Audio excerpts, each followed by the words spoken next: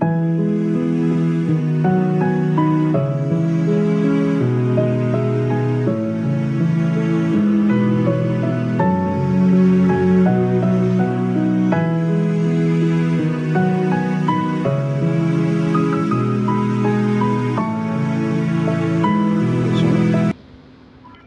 సువార్త 18వ అధ్యాయం.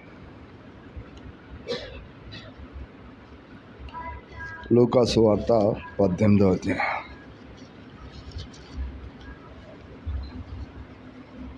35 వచనం నుంచి 43 వరకు మనం మార్చి చదువుకుందాం. 35 నుంచి 43 వరకు మనం మార్చి చదువుకుందాం.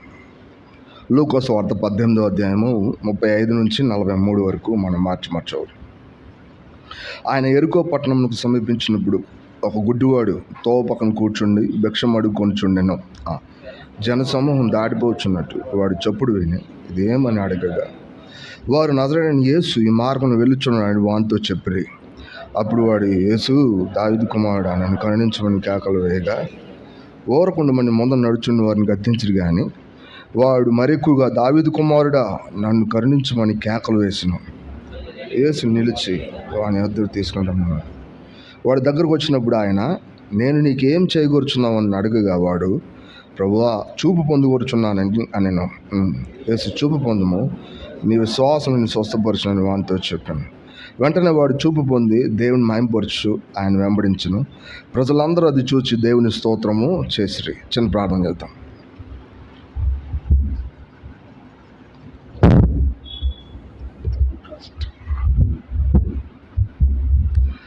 మా ప్రేమ గల ప్రియ పరలోకపు తండ్రి, యేసుక్రీస్తు ధనికరమైన నామమును బట్టి స్తోత్రాలు.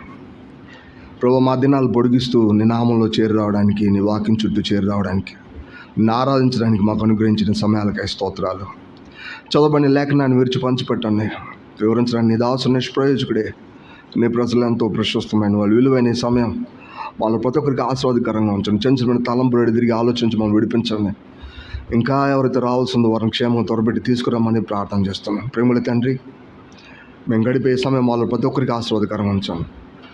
మా అవసరాలు తీర్చండి, మాతో మాట్లాడండి, కృతజ్ఞత పుట్టించండి, మీ వెలుగు మా మీద ప్రకాశింపచేయండి.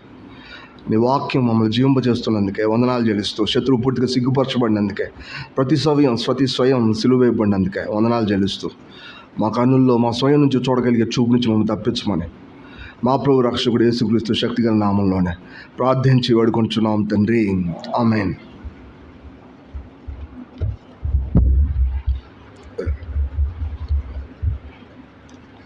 సో యథాప్రకారంగా ప్రతి ఆదివారం మనం ఆరాధనకు వచ్చేటప్పుడు ఏమాత్రం కూడా అలవాటు ప్రకారంగా అది చేయకుండా జాగ్రత్త పడాలి. అలవాటు ప్రకారంగా అంటే కొన్ని మాటలు మాట్లాడడం, లేదా మనకు తెలిసిన మాటలు మాట్లాడడం, మనకు నచ్చిన మాటలు మాట్లాడడం, ఇట్లాంటివి కూడా కొంచెం తప్పించుకోవాలి మనం. లేకపోతే ఏమొద్దంటే పరలోకపు సంతోషానికి ఈ భూమి మీద ఉన్నటువంటి సంతోషానికి ఉన్న తేడా అర్థం కాదు. వాస్తవానికి ఒక మనుషుడు తన ఎమోషన్లో సంతోషపడితే అది పరలోకపు సంతోషం కాకపోవచ్చు. కానీ పరలోకపు సంతోషం వచ్చినప్పుడు ఎమోషన్ ఉన్నా లేకపోయినా అది మనకు అర్థమైపోతుంది. యాక్చువల్ చెప్పనా సఖ్యం కానీ మహిమాయుక్తమైన సంతోషం అని చెప్పినప్పుడు దాని అర్థం అదే. అది ఇన్సైడ్ ఉంటుంది, బయటికి అతడు సంతోషం వ్యక్తం చేయలేకపోవచ్చు, కానీ అతడు సంతోషపడుతూ ఉంటాడు. కొన్నిసార్లు అతను కన్నీళ్ళు పెట్టుకుంటాడు, కానీ అతను అడిగితే ఎందుకు ఏడుస్తామంటే సంతోషం అనే అంటాడు. ఎందుకని అతని లోపల ఆ సంతోషం ఉంటుంది యాక్చువల్గా. సో అది అట్లాంటిది. సో అటువంటి ఆ సంతోషం అనేది మన ఆత్మ ప్రభు ఒక ఆత్మతో కలిసినప్పుడు వస్తూ ఉంటుంది. యాక్చువల్గా మనం ఆయనతో సహవాసం చేసేటప్పుడు వచ్చింది. నిజానికి ఆరాధన అంటే ఆయనతో కలిసి సహవాసం చేయడమే. ఒక మాటలో సహవాసం ఎట్లా చేస్తాం మీరు గమనించండి. ఆయన హృదయంలో ఉండే మనది ఉందంటే ఇద్దరు కలిసి నడుస్తారు. ఆయన చెప్పినట్టు వెలుగులో మనం కూడా నడిచినట్టయితే అప్పుడు అన్యోన్య సహవాసం గలవారమై ఉంటాం. అంటే మా ఆత్మ సంబంధంగా మన ఆత్మ ఏం చెప్తుందో దాన్ని అనుసరించి మనం నడవడానికి సిద్ధపడినప్పుడు మన హృదయంలో ఎట్లా ఉంటుంది, సంతోషం ఉంటుంది. లేకపోతే ఏమవుతుందంటే బయటికి కనబడే కొన్ని పరిస్థితులు, కారణాలు సంతోషాన్ని ఎగిరిపోయేలా చేస్తాయి. అంతేకాదు ఈ రోజుల్లో కొంతమందికి మేము సంతోషంగా ఉండాలనుకుంటున్నాం అని పార్టీ చేసుకుంటారు అందరు కలిసి. అట్లా చేసుకున్నప్పుడు ఏమైంది, ఆ పార్టీ చివరిలో ఎవరో ఒకరు పోట్లాడుకుంటారు ఇద్దరు. వాస్తవానికి కదా, అది పక్కన పెడితే ఆ సంతోషం తగ్గిపోయింది అన్నట్టు మళ్ళీ ఇంకొక పార్టీ చేసుకోవాలరా అనుకుంటారు మళ్ళీ. వాస్తవానికి ఇట్లా ఏమైంది తెలిసే, తాత్కాలికం, టెంపరో. బట్ మన లైఫ్ అది కాదు. ఒక్కసారి మనం ప్రభువులోకి వచ్చామా, ఆయన మనలోకి వచ్చాడా, అది ఎన్నటికీ తరిగిపోయింది. వాస్తవానికి మనం బుద్ధి లేకుండా అంటే కొన్నిసార్లు మన మెదడులో జీవిస్తా దాన్ని సంతోషించడం మానేయొచ్చు, కానీ సంతోషం లేదని మాత్రం కాదు వాస్తవానికి. సో ఇప్పుడు మనం ఏం చేస్తున్నాం, లేని సంతోషాన్ని చూడట్లా, ఉన్న సంతోషాన్ని మన మెదడుని పక్కన పెట్టి దైవికమైన ఆత్మ వలన కలిగిన సంతోషాన్ని లేఖనానుసారంగా అనుభవించాలని మన మెదడును ఉపయోగిస్తున్నాం. మెదడును ఉపయోగించుకొని పక్కన పెట్టకూడదు. మళ్ళీ ఇది గుర్తుపెట్టుకోవాలా, ఇక్కడే చాలా సమస్య ఉంది. ఒకటికి బ్యాడ్ థాట్స్ వస్తున్నాయని చెప్పి, తప్పుడు తలంపులు వస్తున్నాయని చెప్పి ఒక మహర్షి హిమాలయాల పర్వతంలోకి వెళ్ళి తపస్సు చేశాడు. ఎందుకని? సమాజంలో ఉంటే నాకు ఈ కంటి చూపు వల్ల చాలా తప్పులు జరుగుతున్నాయి, నేను ఎంతో పవిత్రంగా ఉండాలని చెప్పి ఎక్కడికి వెళ్ళాడు? హిమాలయ పర్వతాలకు వెళ్ళాడు. ఎందుకంటే అక్కడ ఎవరు ఉండరు కాబట్టి వాస్తవానికి. సో అక్కడికి వెళ్ళిన బ్యాడ్ థాట్స్ వస్తున్నాయి అని చెప్పి ఏం చేయాలని చెప్పి తిరగబడి కాళ్ళు పైకి కిందకి పెట్టి సాధు సుందర్ సింగ్ గారు వెళ్ళినప్పుడు వాళ్ళు కనపడ్డారంట. వాళ్ళు యాక్చువల్గా అక్కడికి వెళ్ళి ఏంటంటే ఎట్టున్నారంటే, నన్ను నేను జాగ్రత్త పెట్టుకుంటున్నాను, కంట్రోల్లో పెట్టుకుంటున్నాను. అవుద్ది అది? ఎక్కడికి వెళ్ళినా అవదు. ఎందుకంటే నువ్వే ఒక పెద్ద పాప ప్రపంచాన్ని వాస్తవానికి. కానీ నీకోసం క్రీస్తు చేశాడు ఒక విషయం, అది నీకు తెలిసిందంటే అది నేనేం చేయలేదు, అది లోకంలో ఉంటుంది. అది కూడా నువ్వు ఒప్పుకుంటే నీలో పనిచేసిద్ది. కానీ క్రీస్తు చేసిన విషయాన్ని బట్టి నువ్వు దాన్ని పూర్తిగా జయిస్తూ ఉంటావు. This is something great. ఇది మరి సాధు సుందర్ సింగ్ గారు ఆ సాధువులకు చెప్పాడు. యాక్చువల్గా ఆయన ఏం చెప్పాడంటే, ఇది నీ వల్ల కాదు, కానీ నీ లోపల నీ తలంపులను అణచడానికి క్రీస్తు యేసు ఒకటి చేసి ముగించాడు. దాన్ని నువ్వు విశ్వసించు. తెలియకుండానే నువ్వు తలకిందులకు ఉండవసల్లా, నువ్వు ఇంకే పని చేయవసల్లా. నువ్వు ఒకసారి దాన్ని విశ్వసిస్తే చాలు, ఏమైంది? నీ తలంపులన్నీ నీ కంట్రోల్లోకి వచ్చేస్తాయి యాక్చువల్గా. ఎందుకంటే అది నిరూపించబడిన బలం, ఒక మాటలో నిరూపించబడిన సత్యం అది. ఆ సత్యాన్ని ఎవరైతే నమ్ముతారో వాళ్ళ జీవితంలో కూడా అంతే ప్రభావాన్ని అది కలిగించింది. సో మన లైఫ్లో సంతోషం లేదని కాదు, మన లోపల ఉంది.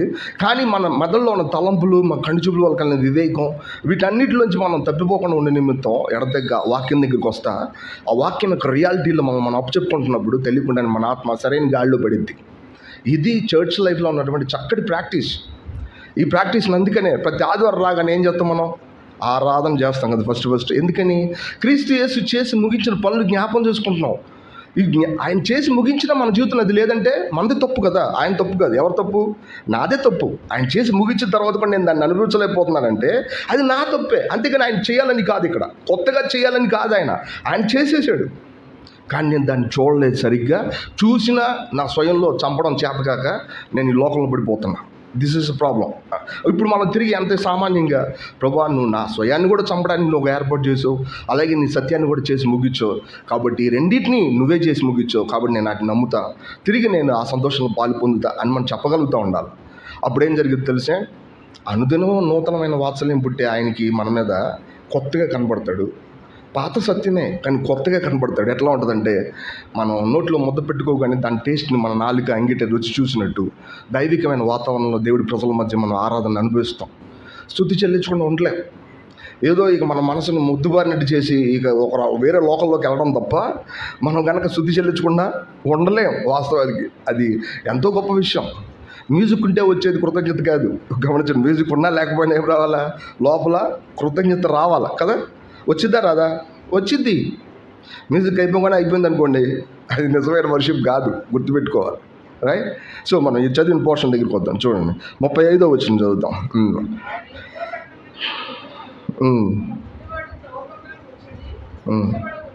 రైట్. ఈ పోర్షన్లో మనం ఊరికి ఇప్పుడే అర్థం చేసేసుకున్నాం. ఎందుకంటే మనకు చాలామంది అందరూ దాదాపుగా దేవుడి వాక్యాన్ని ఎరిగిన వాళ్ళు, రెగ్యులర్ చదువుతున్న వాళ్ళే. రైట్, అందరూ దయచేసి. సో ఇప్పుడు ఈ విషయం మనకు అర్థమైంది. భిక్షగాడు లేదా గుడ్డి భిక్షవాడి గురించి మనం మాట్లాడుకోబోతున్నాం.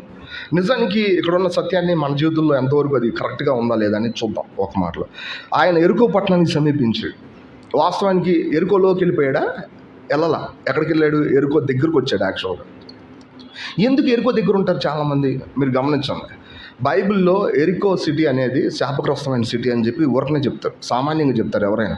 ఎందుకంటే ఓల్డ్ టెస్ట్మెంట్లో యెహోషువ కాలంలో ఎరుకో పట్టణాన్ని అంతా వీళ్ళు ఏం చేశారు తెలిసే? ఆ చుట్టూ తిరిగి 7 సార్లు దాన్ని ఆ గోడలు పడగొట్టి ఆ గోడల మీద నడుచుకుంటూ వెళ్ళిపోయి వాళ్ళ లోపల ఉన్న పట్టణాన్ని అంతా తగలబెట్టారు. యాక్చువల్ పగలబెట్టడమే కాదు, అందులో ఉన్న ఏ విషయాన్ని కూడా మీరు ముట్టుకోవద్దు. ఎందుకంటే అది ఏమైందో తెలుసా? శాపగ్రస్తమైంది యాక్చువల్గా. దాని తర్వాత ఒక ఆయన వచ్చాడు, అందులోంచి కొంచెం తెచ్చుకున్నాడు. దానివల్ల కూడా ఎంతో నష్టం కలిగింది ఇశ్రాయేలీకి.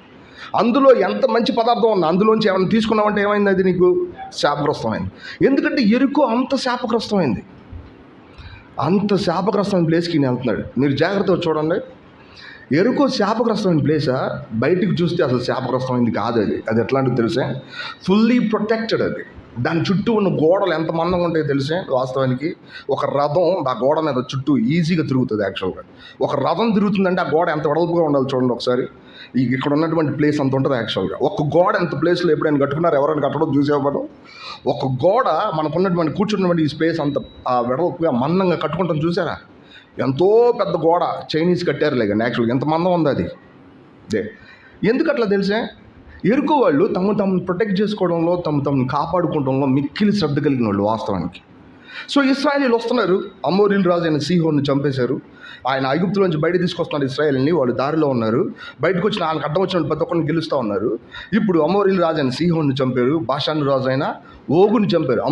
అమోరీల రాజు అయిన సీహోన్ అంటే చిరతపులి వేగం ఆయనకు ఉంటుంది. యాక్చువల్గా బాషాను రోజు ఓగు అంటే దాని అర్థం ఏంటో తెలిసే, నువ్వు ఎంతైనా ఆయన ఇంచు కూడా కదిలించలేవు నువ్వు. దాని అర్థం ఆయన అంత స్థిరంగా నాటుకుపోయినాడు అని అర్థం. ఒకడు మిక్కిలి వేగం, ఒకడు ఏమాత్రం కూడా వేగం లేకుండా మిక్కిలి స్తబ్దం. ఈ రెండు స్పిరిచువల్ లైఫ్లో ఉన్న ఇంపార్టెన్స్లే. స్తబ్దం, ఈ రెండు పక్కల శత్రువుని గెలిచేసారు వాస్తవానికి. ఇప్పుడు వచ్చారు ఇక్కడ ఏంటో తెలిసే, లోకం అంటే ఏంటి, లోకంలో తాను ప్రొటెక్ట్ చేసుకున్న మనుషులు ఎట్టుంటారు. ఎరుకోలో ఉన్న ప్రజలు చూస్తే అర్థమవుతుంది మనకి. మీరు గమనించండి, నాకు చాలాసార్లు ఇలా ఆలోచన వచ్చింది. యాక్చువల్గా ప్రభువా, నువ్వు కనీసం వాళ్ళకి ఏమాత్రం కూడా ఛాన్స్ ఇవ్వకుండా నువ్వు మొత్తాన్ని తగలబెట్టేసి ఎందుకు పనికిరాదు అని చెప్పావు. అంతేకాదు యెహోషువ ఏమంటాడు తెలుసా, ఈ పట్టణాన్ని తిరిగి మళ్ళీ ఎవరైనా కట్టించాలనుకుంటే పునాదులు వేసేటప్పుడే పెద్ద కొడుకు ఏమైపోతాడు, చచ్చిపోతాడు. ఎప్పుడైనా పునాదులు వేసిన తర్వాత కూడా అయినా సరే ఏమన్నా దర్వాజాలు నిలిపాడు అనుకుంటే, గుమ్మాలు నిలిపించాడు, వెంటనే ఏమవుతుంది తెలుసా, రెండో కొడుకు కూడా, కనిష్ట కొడుకు కూడా చచ్చిపోతాడు. పెద్ద కొడుకు చచ్చిపోవడం అంటే ఉన్న గర్వం అతిశయం పోయింది అని అర్థం. తనకున్న బలం అంతా పోయిందని. చిన్న కొడుకు చచ్చిపోయాడు అంటే ఇంకా దారే లేదు, ఇక వేరే హోప్ లేదని దాని అర్థం. ఇంకా అతనికి ఏ బలం మిగలదని దాని అర్థం. ఎరుకు అట్లాంటి శాపగ్రస్తమైంది నేను ఎందుకు అన్నాడు బా. కానీ ప్రభు చెప్పి నా కళ్ళు తెరిపించింది ఏంటంటే, అది చిన్న విషయమే, పెద్ద విషయం కాదు. నేను ఎవరికైనా అవకాశం లేకుండా చేయను, గుర్తుపెట్టుకోవాలి. వాళ్ళు వేగు చూడడానికి వెళ్ళినప్పుడు ఎరుకో గోడ మీద ఒక ఆవిడ కాపురం ఉంది. ఎవరావిడ? రాహబు అనే వేశ్య.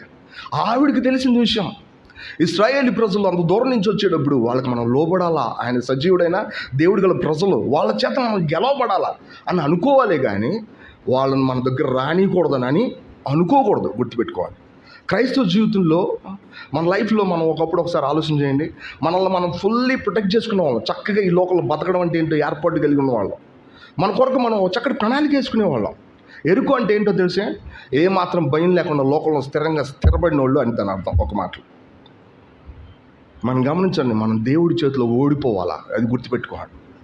దేవుడి చేతిలో ఓడిపోవడం చేతకాని ప్రతి ఒక్కళ్ళు ఏమంటే కాల్చబడతారు. ఒక మాటలు గుర్తుపెట్టుకోవాలి. దేవుడి చేతిలో ఓడిపోవడం అనేది మనకు అదృష్టం, అవసరం. ఒక మాటలో ఆ రాహబు అనే వేశ్య దేవుడి చేతిలో ఏమైంది, ఓడిపోయింది. ఆమె పేరు ఎక్కడ చెప్పబడిందో తెలిసే, జినియాలజీలో చెప్పబడింది. యాక్చువల్గా చూడండి, ఎంతో శాపగ్రస్తమైన ప్లేసు, కానీ మిక్కిలి సమర్పణ, లేదంటే క్రీస్తు యొక్క అధికారానికి, దేవుడి యొక్క అధికారానికి లోపరుచుకోవడం అనే పదం అక్కడ చూసినప్పుడు దేవుడి యొక్క ప్రణాళికలో వాళ్ళకి స్థానం. న్యూ టెస్ట్మెంట్ బిలీవర్స్ అట్లాంటి వాళ్ళే. ఒక మాటలో మనం అలాంటి వాళ్ళమే. ఈ లోకం ఎప్పుడు కూడా స్థిరంగా ఉంటుందని అనుకుంటుంది ఎంతసేపు. అందుకోసం అది ఎంతో కల్చర్గా ఉంటుంది, ఎంతో చక్కగా సమకూర్చుకుంటుంది, అది ఎంతో చక్కగా ఇక బాధ లేదని చెప్పుకుంటుంటుంది. కానీ ఒక్క నిమిషంలో దాని గోడలని ఏమవుతాయి తెలిసే, పడిపోతాయి. సిటీ చుట్టూ తన గోడలు ఏంటో తెలిసే, వాటికి ప్రొటెక్షన్. శత్రువులు ఆ గోడల్లో నుంచి రావాలా, లేకపోతే ఒక్కసారిగా పట్టుకోలేరు. ఒక్కసారిగా పట్టుకోవాలంటే మార్గంలోంచి రావాలి, ఎంట్రన్స్లోంచి రావాలా. ఎంట్రన్స్లో చిన్న ఎంట్రన్స్ ఉంటుంది, ఎంతమంది జనాభా ఉన్నా ఆ ఎంట్రన్స్లో బయటకు వచ్చేటప్పుడు వీళ్ళు ఎంట్రన్స్ దగ్గర కాసుకొని అందరిని చంపేస్తారు. ఇది వాళ్ళ ట్రిక్. యాక్చువల్గా యుద్ధం చేసేటప్పుడు వాళ్ళ ట్రిక్ ఏంటంటే, మొత్తం ఒకేసారి పట్టుకుంటే కానీ మనం పట్టుకోలేము. లేకపోతే ఆ ఎంట్రన్స్లోంచి వెళ్తే కనుక, ఎంట్రన్స్లో ఎంతమంది పడతారు, ఒక 20 మంది 30 మంది సైనికులు మాత్రమే పడతారు. అవతల నుంచి లోపల నుంచి వాళ్ళు ఏం చేస్తారు, ఈజీగా చంపుతారు. ఇది గ్రీకుల యొక్క వాస్తవానికి ఆ స్ట్రాటజీ కూడా ఇదే. వాస్తవానికి చరిత్ర చదివితే మనకు అర్థమవుతుంది. మీరు గమనించండి, అందుకని వీళ్ళు ఎంట్రన్స్ నుంచి దేవుడి ప్రజలు గోళ్ళ మొత్తం పడేశారు. లోకం ఎప్పుడు అట్లాంటిదే. అది ఎంత చక్కగా దాన్ని కాపాడుకున్నా దాని మీద దేవుడికి ఉగ్రత ఉంటుంది. ఆ సంగతి మనం మర్చిపోకూడదు. లోకం దేవుడి చేత చేయబడింది, బట్ కానీ లోకం ఎవరి కింద ఉంది, దేవుడి యొక్క ఉగ్రత కింద ఉంది. మనకు తెలియదా? ఎఫెసీ పత్రిక 2వ అధ్యాయం 3వ వచనం చెప్పలే, మీరు కూడా స్వభావ సిద్ధంగా వారి వలె దైవోగ్రతకు పాత్రులు. ఒక్క మాటలు మనం కూడా ఎరుకులో నివసించిన వాళ్ళమే. రాహబు చెప్పింది అక్కడ వేగు చూసి వచ్చే వాళ్ళతో ఏంటో తెలిసే, మీరు అమోరీల రాజు అయిన సీహోనుకి చేసింది, బాషాను రాజు అయిన ఓగుకు చేసింది చూసి మా హృదయంలో మాకు ధైర్యం పోయి మూలుగుతా కూర్చున్నారు వీళ్ళందరూ ఇట్టడోళ్ళు అని చెప్పారు. యాక్చువల్ అటుటోళ్ళు వచ్చి లోపడొచ్చు, కొంచెం సరెండర్ అవ్వచ్చు కదా. అవలాళ్ళు అయ్యారా? నో, మా సిటీలోకి రాకూడదు, మేము కాపాడుకుంటాం, మా వల్ల అవుద్ది. మన జీవితంలో మన అండర్స్టాండింగ్ కూడా అదే. చక్కగా ఉండొచ్చు, కొంతగా బాగుండొచ్చు, కానీ గుర్తుపెట్టుకుందాం, అది ఎంతసేపు ఉండదు. లోకం మీద ఉన్న మన అండర్స్టాండింగ్, మన కోసం మనం చేసుకున్న ప్రొటెక్షన్, ఇది ఎంతసేపు ఉండదు. దానికి శాపగ్రస్తం అని పేరు పెట్టబడింది. అది మరీ దారుణం కదా, శాపగ్రస్తం. దేవుడి చేత రక్షించబడింది ఏదైనా ఏంటో తెలుసా? దేవుడి చేత శిక్షించబడేది, ఒక మాటలో గుర్తుపెట్టుకోవాలి. శాపగ్రస్తమైంది. మనం కూడా అట్టడోళమే. నేను అట్టడం శాపగ్రస్తమైన లోకంలో ఒక మాటలో మనం ఈ జీవితాన్ని, మన గమ్యాన్ని, మన గోల్ని చూసుకుంటూ పోతున్నామంటే ఎరుకోలాగా మనం కూడా శాపగ్రస్తమైన వాళ్ళమే. మీరు గమనించండి, ఎందుకు ఈ గుడ్డి భిక్షగాడు ఆ సిటీ పక్కన కూర్చున్నాడు అని నేను అనుకుంటా. యాక్చువల్గా ఎందుకు అక్కడ కూర్చున్నాడు తెలుసా? ఎప్పటికైనా నేను కూడా నా జీవితంలో అట్లా స్థిరపడాలని అనుకుంటూ ఉంటాడు. ఎట్లా అనుకుంటాడు? ఎరుకోని చూసి ఏమనుకుంటాడు తెలుసా? ఎప్పటికైనా నా జీవితంలో నేను కూడా ఏం చేయాలా? నేను చక్కగా స్థిరపడవాలా, నా లైఫ్లో సెటిల్ అయిపోవాలి అనుకోరా? తప్ప అట్లా చెప్పారు ఎవరికన్నా, పాస్టర్ గారు మీరు చాలా తప్పు చెప్తున్నారండి అంటారు తక్కువ కదా. ఏమంటారు? ఎవరికైనా చెప్పారనుకోండి. నేను ఒకసారి పాస్టర్ గారితో మాట్లాడతా, సమర్పణ గురించి. మన 4 పాస్టర్స్, అంటే మన కళ్ళ ముందు ఉన్నటువంటి పెద్దోళ్ళు స్మరణ టైంలో వాళ్ళు రంపాలతో కొయ్యబడ్డారు, పొడవబడ్డారు, వాళ్ళు సింహాలతో చీల్చబడ్డారు. గర్భిణీలు వాళ్ళ యొక్క మరి గర్భాలు తెరవబడినాయి. యాక్చువల్గా వాస్తవానికి వాళ్ళు పోట్ల గిత్తలతో పొడవబడ్డారని చెప్పుకుంటూ వెళ్ళినప్పుడు వాళ్ళు చాలా ఇంప్రెస్ అయ్యి చాలాసేపు మంచిగా జరిగిన తర్వాత వాళ్ళు ఏమన్నా తెలుసా, వెంటనే ఎటువైపు తిరిగిపోయింది తెలుసా? వాళ్ళు ఇప్పుడు మనకి ఇండియాకి చాలా ఫండ్ పంపిస్తూ ఉంటారు, అందుకని చెప్పి మనం ఏం చేయాలా అనేప్పటి నాకు కోపం అయ్యి, వాస్తవానికి ఆధునిక క్రైస్తవులు సెటిల్ అవ్వాలని చూస్తున్నారు. కానీ వాస్తవానికి మనకంటే ముందున్న వాళ్ళు వెళ్ళేటప్పుడు ప్రతిదీ ఇచ్చి వెళ్ళిపోయారు. ఏం చేశారు? వాళ్ళు ఇచ్చి వెళ్ళిపోయారు. వాళ్ళ కోసం ఏం దాచిపెట్టుకోవాలి. దేనికోసం తెలుసా? భావితరాల వాళ్ళ యొక్క పని కోసం, సువార్త కోసం వాళ్ళకున్నదంతా ఖర్చు పెట్టి వెళ్ళిపోయారు. ఈరోజు వీళ్ళు ఏం చేస్తున్నారు తెలిసే? సెటిల్ అయిపోయి వీళ్ళ పిల్లలు ఎక్కడికి వెళ్ళిపోయారు? వీళ్ళ పిల్లలు చెడిపోయి నాశనం అయిపోయినటువంటి ఎరుకు. అది ఒక మాటలో చెప్పాలంటే క్రీస్తు అంటే ఏంటో తెలియకపోతే నేను, మా పిల్లలు, మా కుటుంబం, రైట్, మంచిదే. క్రీస్తు యేసులో నీకు అది ఉండొచ్చు, ఎటువంటి సందేహం లేదు. నువ్వు ప్రొటెక్ట్ చేయబడాలా ఎవరి చేత? క్రీస్తు యేసు ద్వారా. వితౌట్ క్రైస్ట్ నువ్వు ఎరుకో, ఎటువంటి సందేహం లేదు. ప్రభువా, నా మట్టుకు నేను జాగ్రత్త పడాలనుకునేవాడిని, కానీ ప్రభువా నాకే తెలియదు నేను ఏ సైడ్లో ఉన్నాను తెలుసా? ఎరుకో సైడ్లో ఉన్నాను ప్రభువా. మనకు అది అర్థమైతే, దేంట్లో నుంచి ఆయన మనం బయటకు తీసుకొచ్చాడని తెలిస్తే మన కృతజ్ఞత చెల్లించుకొని ఉండలేం. అది ఎంతసేపు మనల్ని మోసం చేయడమే. నువ్వు బాగానే ఉన్నావు, నీకేం బాధ లేదని చెప్పేదే అది. ఒక సడన్గా ఒక నైట్ మనకి ఎక్కడో పెయిన్ వచ్చింది, అప్పుడు దీన్ని నమ్మగలవా మనం? నమ్మలేం. నువ్వెంతో కాపాడుకుని ఇదంతా నమ్మగలవా మనం? నమ్మలేం. అప్పుడు తెలిసింది దీని యొక్క వికృత రూపం. నీకు అసలు సహాయమే దొరకదు. నువ్వు ఉంటే వీటిని తీసుకుంటావు, లేకపోతే సొలొమోను వీళ్ళందరికంటే తెలివైనడు. ఆయన ఏమన్నా తెలిసే? ఒకడు ఎన్నో సమకూర్చుకుంటాడు, అయినను అది వ్యర్థమే. ఎందుకో తెలుసా? ఇతను వెళ్ళిపోయిన తర్వాత దాన్ని ఎవరు అనుభవిస్తారు? వేరే వాళ్ళు అనుభవిస్తారు. అది వ్యర్థమే. మీరు గమనించారా? లోకంలో ఉన్న అండర్స్టాండింగ్ మనకు అది అర్థమైతే అసలు ఏది రైటు మనం ఆలోచిస్తాం. ఖచ్చితంగా దేవుడు మన కళ్ళ ముందు ప్రత్యక్షం అవుతాడు.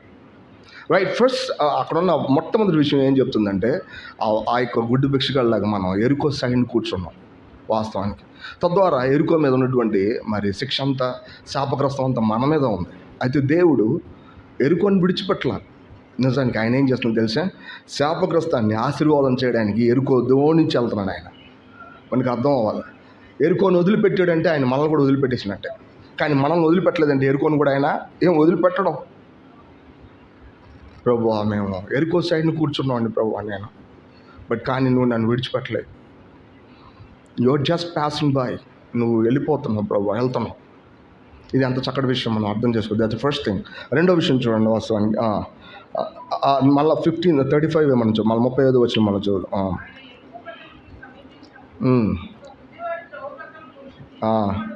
రైట్. రెండోదిగా ఈ మనుషుడు ఎవరో తెలుసా? గుడ్డివాడు అంటే బాగా కనపడతాయా? అసలు ఏం కనపడవు. గుడ్డివాడికి ఏం కనపడవు. దాని అర్థం ఏంటో తెలుసా? శాపగ్రస్తమైన వాళ్ళకి ఫస్ట్ ఆ శాపం ఎట్లా పనిచేస్తుంది తెలుసా? ఆత్మ సంబంధమైన సత్యాలను చూడకుండా అలా చేసేసింది వాస్తవానికి. ఇది నిజం. ఆత్మ సంబంధమైన సత్యాలు చూడకుండా అలా చేయడమే శత్రు యొక్క తలంపు లేదా వాడి యొక్క తంత్రం అంతా. మీకు తెలుసలేదు, నేను దేవుని నమ్ముకోకముందు చిన్నప్పటి నుంచి క్రీస్తు యొక్క సత్యాలు తెలిసినప్పటికీ కూడా 22వ సంవత్సరం వచ్చే వరకు కూడా ఆ సత్యాల యొక్క రియాలిటీ నాకు అసలు తెలియనే తెలియదు. రియాలిటీ అంటే నేను మారిపోయి యేసుప్రభులాగా ఏం అయిపోలా 22వ సంవత్సరంలో. కానీ అది ఏంటో నా కళ్ళ ముందు తెరవబడినప్పుడు, నా కన్నులు తెరవబడినప్పుడు నేను ఇప్పుడు దాకా ఎంత గుడ్డోడిని అని మనకు అర్థమవుతుంది. మన లైఫ్లో ఇది అర్థం అవ్వాలి.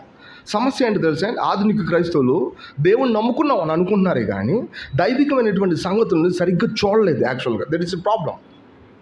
అప్పుడు ఏమవుతుందో తెలుసా? ఎటువంటి నేను అందరం కూడా గుడ్డి వాళ్ళనే చెప్తున్నా, నేనే మినహాయింపు కాదు. మనమందరం స్పిరిచువల్ సైట్ లేకుండా, ఆ ఆత్మ సంబంధ దృష్టి లేకుండా, వెలుగు అనేది లేకుండా చీకట్లో బతుకుతున్న వాళ్ళు. ఒక మాటలు న్యూ టెస్ట్మెంట్ లూక్ గాస్పెల్లోని చెప్పబడింది ఏంటంటే చీకట్లో ఉన్నవాళ్ళు. ఒక మాటలు గమనించండి. ఒక మాట లూకా సువార్త 1వ అధ్యాయం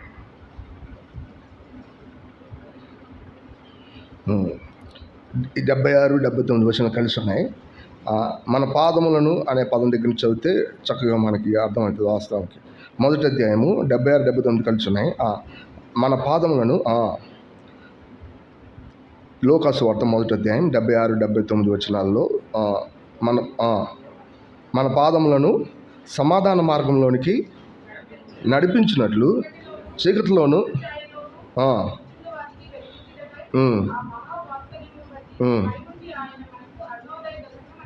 అరుణోదయ దర్శనం. అసలు ఈ మాటలు చెప్పడానికి ఈ జకర్యా ఎంత సంతోషపడి ఉంటాడని నేను అనుకుంటాను ఇప్పుడు యాక్చువల్గా. ఎందుకో తెలిసే, అతను చూడగలిగిపోయాడు. ఇన్ని సంవత్సరాల నుంచి మేము దేనికోసం వెయిట్ చేసామో ఆయన్ని చూడగానే, లేదా ఆయన వస్తున్నాడు అనే తలంపు ఆయనకు అర్థమైనప్పుడు ఆయన చూసాడు ఆ విషయాన్ని. చీకట్లో కూర్చున్నారంట. యాక్చువల్గా చీకట్లో కూర్చున్న వాళ్ళకి ఏమైనా వస్తువులు కనపడతాయండి? ఏమైనా కనపడతాయా?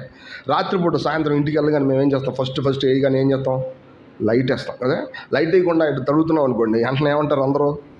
ముందు లైటే బాబు అంటారు లేదా? యాక్చువల్గా మన జీవితంలో ముందు లైట్ వేయడమే వాస్తవానికి. ముందు మన కన్నులు వెలిగించాలా. మనకి ఒక్కసారి లైట్ వేసామంటే విషయాలన్నీ ఏమవుతాయి? కనబడిపోతాయి. దైవికమైన సత్యాలన్నీ మనకు కనబడిపోతాయి. దైవికమైన సత్యాల్లో నువ్వు చేయడానికి ఏమి లేదు. ఆల్రెడీ ఆయన చేసి ముగించి నువ్వు అర్థం చేసుకోవడం తప్ప, చూడడం తప్ప ఇంకేమీ లేదు. క్రిస్టియన్ లైఫ్లో ఉన్న గొప్ప సౌకర్యం ఇది. మరి నువ్వు చెయ్యాలి, ఇలా ఉండాలి, అలా ఉండాలి ఎక్కడ చెప్తున్నారన్నా? ఎప్పుడు మర్చిపోకూడదు. నేను అరిగిన పాఠం చెప్తానే ఉన్నా. ఇది ఎప్పుడు మర్చిపోకూడదు. ఏంటో తెలుసా?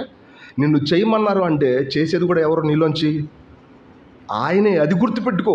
అది నీకు అర్థం అవుద్ది. ఆధునిక క్రైస్తవులు మీటింగ్లో గ్లోరీ అని అరుస్తూ ఉంటుంది. దాని వెనకాల అర్థం ఏంటో మరి నాకు తెలియదు. దేవుడికే మహిమ అని చెప్పి వీళ్ళ సొంత విషయాలు చెప్పుకుంటూ ఉంటారు. కానీ ఒక వ్యక్తి తనలో నుంచి బలాన్ని దేవుడి చేత ఖర్చు పెట్టబడినప్పుడు అతడు చెప్పినా చెప్పకపోయినా ఎవరికి మహిమ వచ్చింది? దేవుడికి మహిమ వచ్చేసిద్ది. మన లైఫ్లో గుర్తుపెట్టుకోవాల్సిన అసలైన విషయం ఏంటో తెలుసా? నన్ను ఒక యవనస్తుడు అడిగాడు, క్రైస్తవ జీవితంలో ఉన్న మెయిన్ థింగ్స్ ఏంటన్నా అని అడిగితే, తినడం, విశ్రాంతి తీసుకోవడం, ఈ రెండే ఉన్నాయి, ఇంకేం లేవు అన్న. ఏమన్నా తెలుసా? తినడం, విశ్రాంతి తీసుకోవడం, ఈ రెండే ఉన్నాయి, ఇంకేం లేవు. మరి పని చేయాలంటున్నారు కదా, అది కూడా విశ్రాంతి అన్న. నాకు తెలియదు ఆ సంగతి. అది కూడా విశ్రాంతి. తిన్నవాడు బాగా ఎంతసేపు పడుకుంటాడు? మెల్లగా నడుచుకుంటూ వచ్చి ఏం చేస్తాడు తెలుసా? ఖర్చు పెడతాడు. అది కూడా సంతోషంగా ఖర్చు పెడతాడు తన బలాన్ని. ఇదే క్రైస్తవ జీవితంలో ఉంది, అంతకించి మరేం లేదు. బాగా తినాలనుకునే వాళ్ళు ఏం చేస్తారు తెలుసా? ఈ కష్టంలో కూడా దేవుడు ఎట్టా ఉంటాడు అబ్బా తినడానికి అని చెప్పి వెయిట్ చేస్తారు. ఒక పక్క కన్నీళ్ళు వస్తూనే ఉంటాయి, కానీ ఆ ఫుడ్ని తినడానికి నిరాకరించరాడు. ఎందుకో తెలుసా? ఆ ఫుడ్ వెనకాల ఉన్నటువంటి గొప్ప బలం ఏంటో వాళ్ళ జీవితాలకు తెలుసు. ఆ ఫుడ్ అంటే ఏంటో వాళ్ళకి బాగా తెలుసు. క్రిస్టియన్ లైఫ్లో రెండే ఉన్నాయి, తినడం, విశ్రాంతి తీసుకోవడం. ఇంతకు మించి వేరేది ఏమీ లేదు. ఎవరైనా వచ్చి మాకెన్నో కష్టాలు వచ్చినాయని చెప్పారనుకోండి, సరే మీరు జాగ్రత్తగా ఉండండి వాస్తవానికి. ఎందుకంటే మీరు మాత్రం ఏం చేయాలి తెలిసే? తినండి, విశ్రాంతి తీసుకోండి. కష్టపడేవారు కూడా సంతోషంగా చెప్తారు, క్రీస్తు యేసు ఆయనను నేనేమై ఉన్నానో దేవుని కృప వల్ల. ఆయన చదవండి ఆ చాప్టర్లో పౌలు ఎన్ని కష్టాలు పడ్డాడు. ఆయన ఏమంటాడు తెలిసే?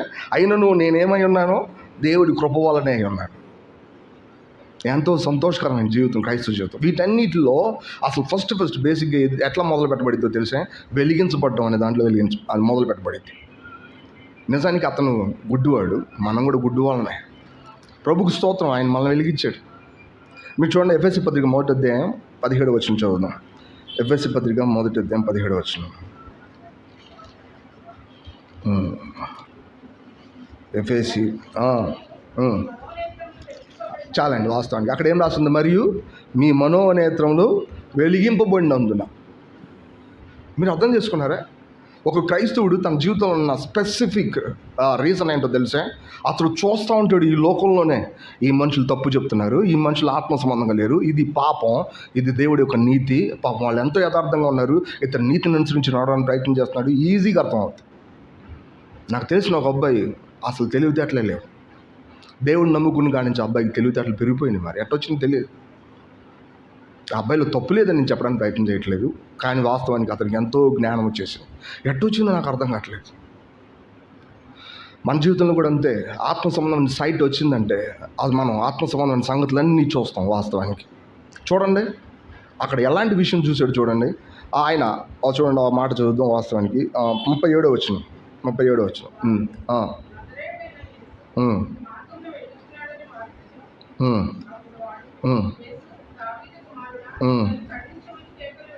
వాళ్ళు ఏం చెప్పారు అసలు యాక్చువల్గా ఆయన గురించి? ఎవరు ఏం జరుగుతుంది ఇక్కడ అని అడిగితే వాస్తవానికి వాళ్ళు ఏం చెప్పారు? నజరేయుడైన యేసు. ఈయన ఏం చెప్తున్నాడు? నజరేయుడైన యేసుని పిలవాలి కదా. వాస్తవానికి ఏమని పిలుస్తున్నాడు ఈయన? వాస్తవానికి నిజానికి చూడడం అంటే ఇదే. వాస్తవానికి నజరేయుడైన యేసు అని చెప్పి వాళ్ళు చెప్తే ఈయన ఏమని పిలుస్తున్నాడు తెలుసా? నా యేసు దావీదు కుమారుడు అని పిలుస్తున్నాడు. యాక్చువల్గా దావీదు కుమారుడు అనే పదానికి అర్థం ఏంటో తెలుసా?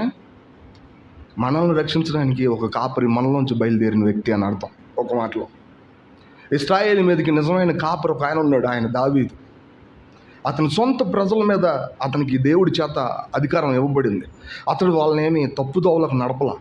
అతడు ఎంతో చక్కగా నడిపించి సౌల్లాగా తన సొంతానికి, తన కొడుకు సొంతానికి చేసుకోవాలి. దావీదు అట్ట చేసుకోవాలా. దావీదు ఎట్ట చేసుకుని తెలిసే, దేవుడి యొక్క ప్రణాళిక ఉంటే చాలు. అటు తర్వాత దేవుడు ఆ పని చేశాడు. మీరు గమనించండి, దావీదు గురించి చెప్పినప్పుడు ప్రతిసారి అర్థం ఏంటో తెలిసే, ప్రతి ఒక్క హృదయాన్ని అర్థం చేసుకోగలిగే కెపాసిటీ ఆ గొర్రెల కాపరికి ఉంది. ఎవరు ఆ గొర్రెల కాపరి? దావీదు, మన ప్రభు అయిన యేసుక్రీస్తు. ప్రతి హృదయాన్ని అర్థం చేసుకోగలరు. ఎటువంటి సందేహం లేకుండా లోకసు వార్త మన ప్రభు అయిన యేసుక్రీస్తుని ఏమని చెప్పిద్ది అంటే మనిషి కుమారుడు అని చెప్పొద్దు. మనిషి కుమారుడు అంటే మనలో ఒకడని అర్థం. మనకున్న ప్రతి సంగతిని అర్థం చేసుకోగలడని దాని అర్థం. ఈరోజు గుడ్డు భిక్షగాడు ప్రభువుని ఎట్లా సంబోధిస్తూ ఉంటే తెలిసే, మా కోసం మాలో ఒకటిగా నియమించబడ్డావు ప్రభువా, దావీదు కుమారుడా, నన్నేం చేయాలి, నువ్వు కరుణించాలా. ఎంత గొప్ప లైట్ ఇది. ఒక మాటలో గమనించండి. అతడు ఎరుకో పక్కన ఉన్నటువంటి రోడ్ సైడ్ ఉన్నటువంటి తన హోప్ని అంతా వదిలేసి, ఇక దీనివల్ల మనకి ఎటువంటి ఉపయోగం లేదు. యాక్చువల్గా ఇప్పుడు మనకు కావాల్సిందంత దావీదు కుమారుడు మాత్రమే. ఇది అంత గొప్ప విషయం. నిజానికి ఈ లైట్ ప్రకాశించాలన్నా దేవుడు మన మీద ప్రకాశించి తీరాల్సిందే. బైబిల్ రాసుంటుంది, ఆయనలో జీవం ఉండెను, ఆ జీవం మనుషులకి వెలుగై ఉండెను. అంటే అర్థం ఏంటో తెలిసే, ఆయనలో ఉన్న బలం అంతా మనుషుల మీద ప్రకాశించినప్పుడు ఒక్కసారిగా ప్రభువా నేను పాపిని అని తెలుసుకుంటాం. లేకపోతే ఎవరైనా నువ్వు పాపి అంటే వాళ్ళని కొడతాం మనం కదా. ఎవరు నన్ను పాపి అంటున్నావు, వెళ్ళి కొట్టమా? కొన్ని వందల సార్లు వాస్తవానికి నువ్వు చేస్తుంది తప్పు ఏటమ్మ చేయబాకంటే అసలు అర్థం కాదు. అర్థమవుద్దా? అర్థం కాదు. దైవికమైన వెలుగు ప్రకాశించాలా. అప్పుడు తెలియగానే ఎవరు చెప్పవసరంలా, అయ్యో ప్రభువా నేను నిజంగానే పాపినయ్యా. మన లైఫ్లో కూడా అంతే కదా. ఎన్నోసార్లు మనకు స్వార్థ చెప్పబడింది, కానీ ఆ ఎన్నోసార్లు తర్వాత మనం ఎవరో ఒక ఆయన చెప్పాడు, ఆ తర్వాత ఏం చేసాం, మనం దేవుని నమ్ముకున్నాం కదా. వాస్తవానికి మీటింగ్లో కూడా అంతే, ఎన్నోసార్లు మనం వెంటనే ఉంటాం. దైవికం వెలుగు మనం ప్రకాశించడానికి కూడా చేయాల్సిన పని దేవుడే వాస్తవానికి. సో గమనించండి, ఇక్కడ దేవుడి యొక్క వెలుగు తన మీద ప్రకాశించింది. అతను దావీదు కుమారుడు అని చెప్పి పిలవగలిగాడు. ఒక మాటలో తన గురించిన విషయాలన్నింటినీ అర్థం చేసుకోగలిగాడు. అంతేకాదు, ఆయన ఏమని పిలిచాడంటే దావీదు కుమారుడు నన్ను కరుణించు అని పిలిచాడు. యాక్చువల్గా నేనేమనేవాడిని, దావీదు కుమారుడు నన్ను ప్రేమించు అని అన్నవాడికి వాస్తవానికి ఎట్లా ఉంటుంది? Is it right? ఉంటుందా? చూడు, మానవ హృదయం అంతా ఎట్లా ఉంటుందో తెలిసే, ఒకరు నన్ను ప్రేమించాలంటే నేనేం చేయాలి? తిరిగి అతన్ని మళ్ళీ ప్రేమించలేదు, మన వల్ల కాదు. కాబట్టి ప్రేమించమని నేను అడగలేను. ఓ దావీదు కుమారుడు అని నాకు కృప చూపించు అన్నాను అనుకోండి, వెంటనే ఆయన ఏమవుతుంది తెలుసా? విశ్వాసం ఉందా అని అడుగుతాడు వెంటనే. ఎందుకంటే విశ్వాసం ద్వారానే ఏమవుతుందో తెలుసా? కృప వచ్చింది. కృప అంటే కార్యసాధకమైన దేవుడి యొక్క బలం అని అర్థం. కానీ కరుణ చూపించడానికి ఈ రెండు అవసరంలా. నీకు ఎటువంటి అధికారం లేదు, ఎటువంటి క్వాలిఫికేషన్ లేకుండానే నేరుగా దేవుడి యొక్క ప్రణాళికకు జ్వరపడచ్చు. వాస్తవానికి అతను ఎంత తెలివిగా, ఎంత చక్కగా దైవికమైన మాట మాట్లాడాడంటే, దావీదు కుమారుడు నన్ను నువ్వేం చేయాలా? కరుణించు. ఒక మాటలు. ఎందుకంటే కనికరం ద్వారానే నేను నిన్ను సమీపించగలను. ఎందుకంటే నాలో నాకు చెప్పుకోవడానికి ఎటువంటి అర్హత లేదు. యాక్చువల్గా ఇది నిజమైనటువంటి అండర్స్టాండింగ్ ఆ గుడ్డి భిక్షగాడికి. ఎప్పుడైతే ఆయన పక్క నుంచి వెళ్తున్నాడో, మన జీవితం ఇది అర్థం చేసుకోవాలి. ప్రభువా ఫస్ట్ నేను ఎరుకో పక్కన కూర్చున్నవాడిని, శాపగ్రస్తమైన వాడిని. రెండోదిగా నేను గుడ్డివాడిని ప్రభువా, కానీ నువ్వు నా పక్క నుంచి వెళ్తున్నప్పుడే నాకు అండర్స్టాండింగ్ ఇచ్చావు. కానీ అదే సమయంలో నువ్వు దావీదు కుమారుడు, నా విషయాలు నన్ను అర్థం చేసుకోగలవు. కాబట్టి హృదయపూర్వకంగా నువ్వు నన్ను కరుణించమని నేను నిన్ను అడగగలను ప్రభువా. అంతేకాదు, థర్డ్ వన్ చూడండి. ఆయన ఎవరంటే అతను పక్కన కూర్చున్నవాడు మాత్రమే కాదు, ఆయన గుడ్డివాడు మాత్రమే కాదు, ఆయన ఎవరంటే భిక్షగాడు. రైట్?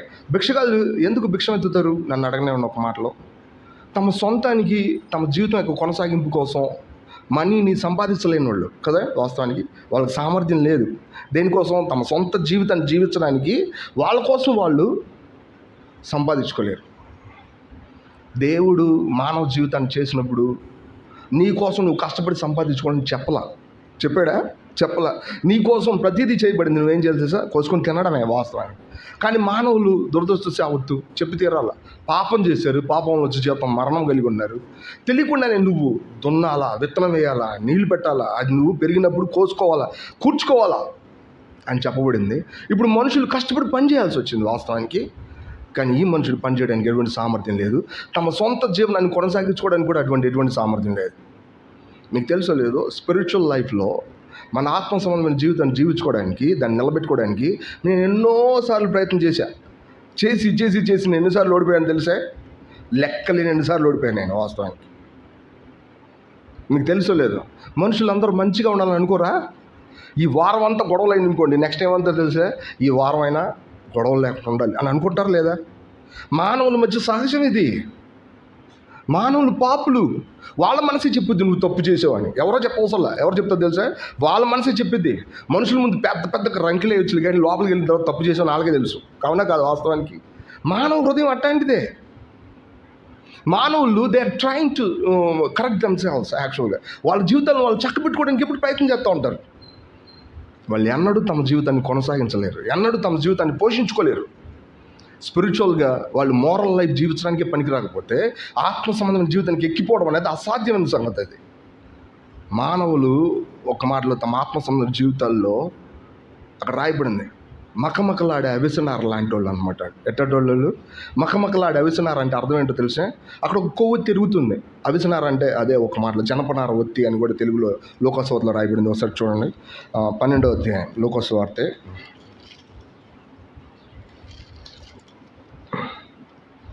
లోకసువార్త అది ఇక్కడ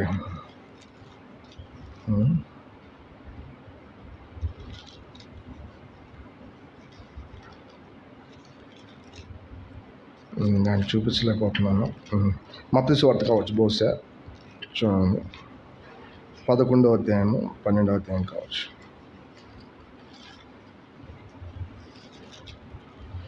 గమనించండి, 12వ అధ్యాయం మత్తయి సువార్త 12వ అధ్యాయము 20వ వచనం. మత్తయి సువార్త 12:20 సంబంధం విజయమందుటకు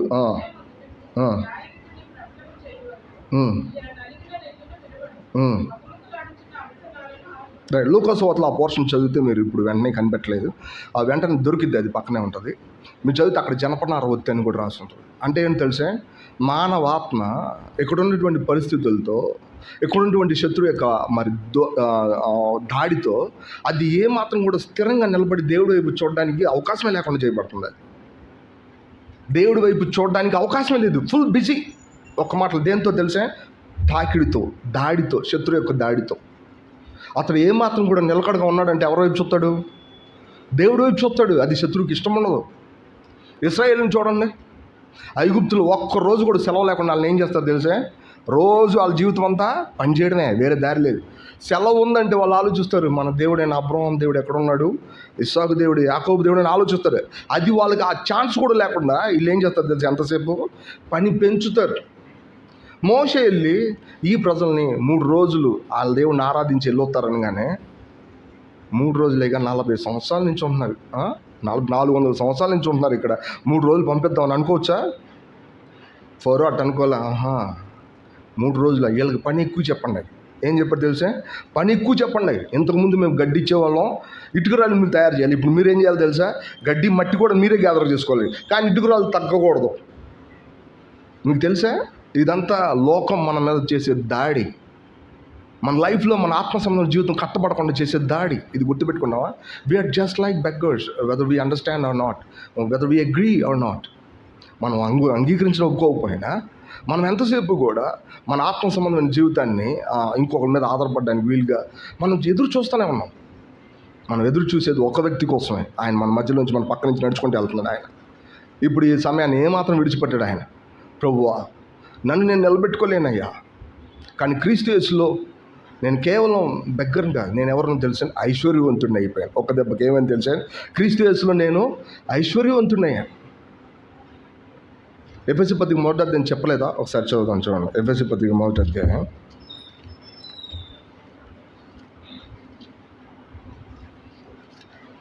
17 నుంచి చదువుదాం.